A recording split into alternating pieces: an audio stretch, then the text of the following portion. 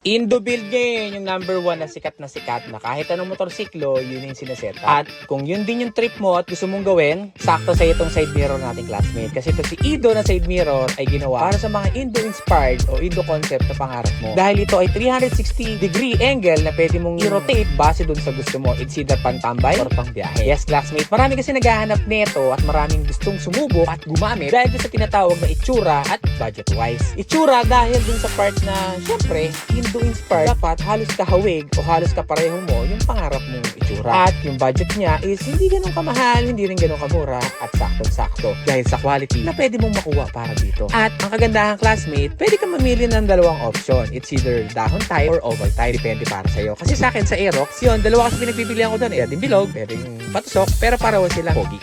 Kaya kung ikaw, bet mo rin ng part na Indo, kahit anong motorsiklo mo, bet mo. Pwede mong i-bounce dyan sa baba kasi budget friendly lang to at plug and play. Kahit anong motorsiklo, pasok na pasok dahil sa tinatawag na universal fittings na pwede. Kaya kung ikaw, bet mo, bounce mo na dyan sa baba para pareho tayong naka-Indo side mirror na poging-pogi na bagay sa kahit anong motorsiklo na napapanahon para sa Indo-inspired ngayon. Lupit natin, no?